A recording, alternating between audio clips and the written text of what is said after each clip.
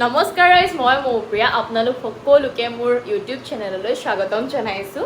এই ভিডিঅ'টো ইণ্টাৰেষ্টিং হ'বলৈ গৈ আছে কিয়নো আমি গৈ আছোঁ হিমাচল আৰু এইফালে দাদাই ৰেডি কৰি আছে বেগ।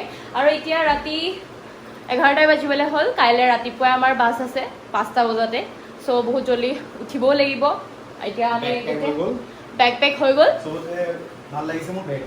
বেগটো মই দেখাই আছোঁ। এইটো আচলতে মোৰ বেগ আৰু সৰুটো দাদাৰ বেগ, কিন্তু সেইটো বেছি ওজন নহয় কাৰণে মই ল'ম। আৰু মোৰ বেগটো মানে বেছিয়ে বস্তু ভৰাইছোঁ কাৰণে বহুত ওজন হৈ গৈছে, সেইকাৰণে মই দাদাক দিম। চ' সি ধুনীয়াকৈ সজাই পৰাই লৈছে।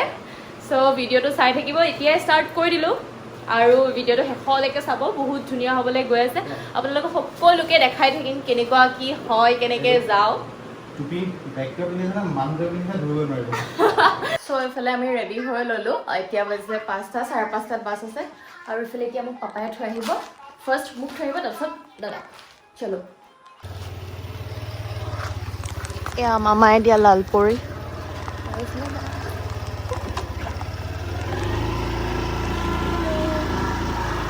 বাই বাই 10 দিনৰ কাৰণে।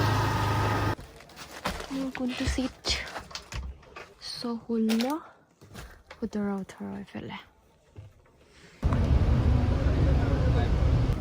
এতিয়া আমি নামিছোঁ ৰহাত। বাছৰ মানুহখিনি নামি কিবা কিবি খাব।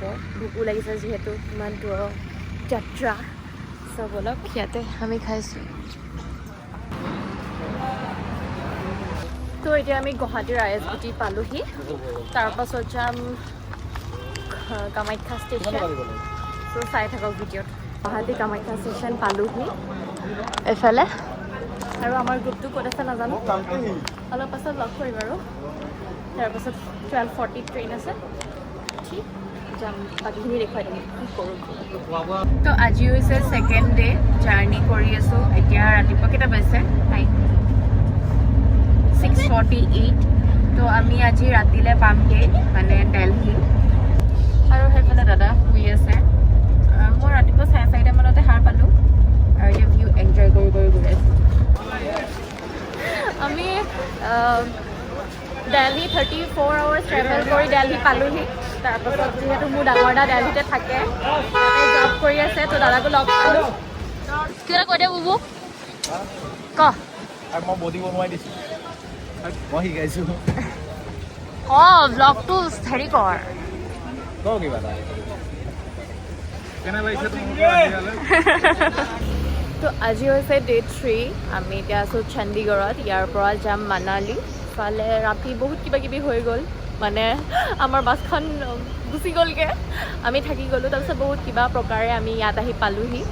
তাৰপাছত কালি যিহেতু দাদাকো লগ পালোঁ, এতিয়া অলপ মিছ কৰিছোঁ। বেয়া লাগে যিহেতু অকণ সময় লগ পালে মানে বেয়া লাগে, হয়নে?